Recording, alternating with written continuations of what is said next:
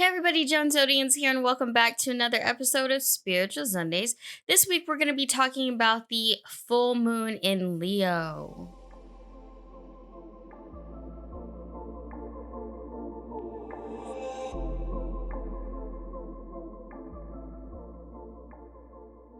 All right. So, as we prepare for the last week before the Mercury retrograde, we have a lot to reflect on, and this is one of the biggest moons. So, it is supposedly a super moon. I did some research, and some people are saying it's not a super moon. Others are saying yes, it is. It doesn't really. I mean, it matters, but it doesn't really matter only because the full moon is in Leo. So, Leo is a fixed fire sign, okay? Leo's ruling planet is the sun. So they are extremely determined and they have stronger beliefs when it comes to destiny, to fate, to having confidence and courage to stand up for what they believe in, but then also going forward and kind of just ignoring what other people want for them. These are the stronger traits of Leos, okay? But on the other side of Leo, they are very romantic, they are very passionate, and they desire material wealth. It doesn't necessarily make them superficial, but they can be a little bit entitled to things, right? They have that sense of entitlement. Like, I was born to do this. I was born to have this. I was born to be this person. Leos are known for dreaming bigger and better and wanting and consuming and conquering. Like, this is their calling. They're a little bit territorial when it comes to certain things because they're like, it belongs to me and nobody else. They are extremely confident when it comes to certain talents or gifts that they have because they know that they're always constantly improving and developing them. Okay. They are very intelligent types of people.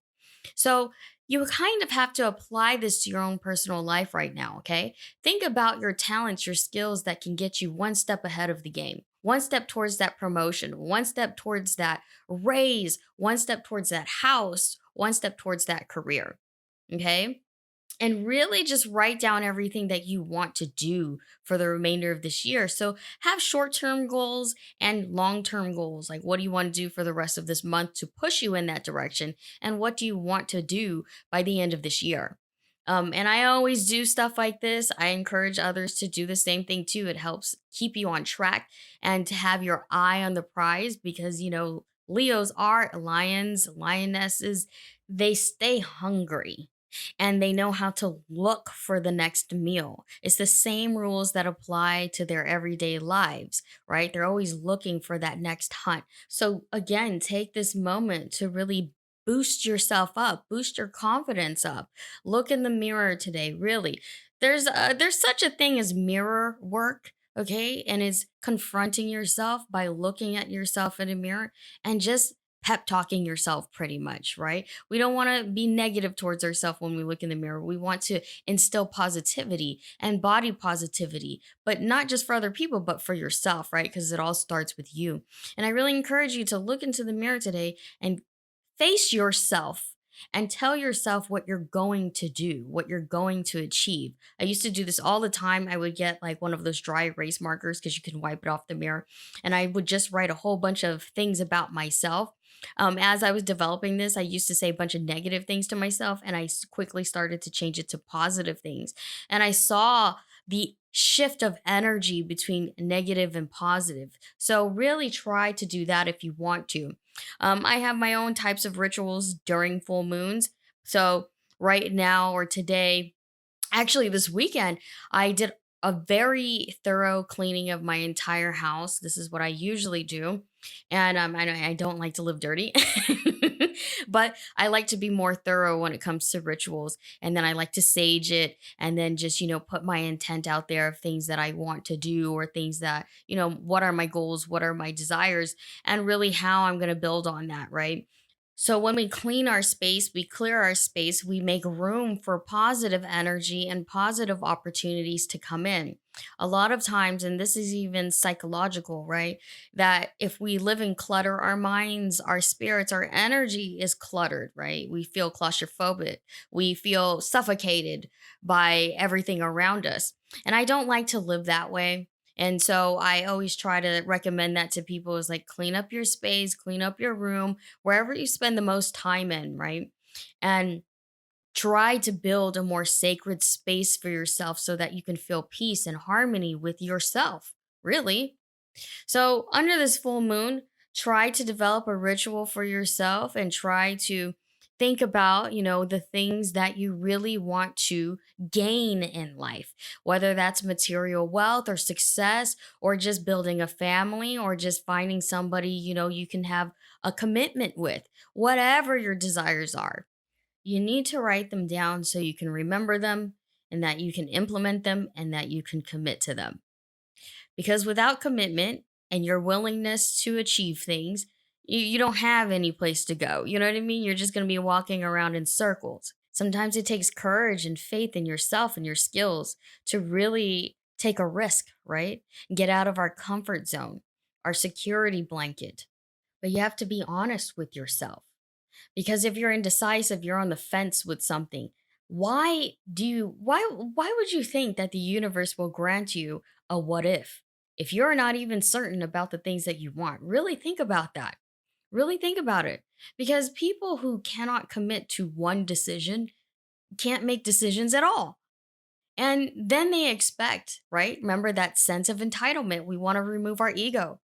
People feel like, oh, well, God will just give me whatever's best for me. And though that can be true, hello, you still need to make a commitment to something. Otherwise, it's like, what does the universe send you? What does God send you? People want to really believe that God has control over everything, or God, the universe, or whatever, has so much control over our lives that we can't think for ourselves. We all have the ability of free choice, free will. And because of that universal law, it's really up to you. And that's why you see a lot of these successful people who went after their goals and made it because they committed to it. So you really need to tell yourself that and stop being indecisive about the things that, like that could change your life. It's crazy to me because like I talk to all these people and they tell me what they want to do, but they know intuitively that wow, I can really make something out of this. I can make a business out of it. I can, follow my dreams, my career, but I'm held back by X, Y, and Z. Or I'm held back because I keep, you know what I mean, like overthinking things. That's your problem. You've said it out loud. I'm glad that you know that. So, because you know what the problem is, you need to either A, remove it, B, work around it, or C, just go after it. Okay? Whatever it is, everybody should choose C because you just need to go after it. You cannot be a happy person. You cannot reach your full potential if you keep telling yourself that, oh, all these things are in the way. You make your own blockages. You prevent yourself from moving forward.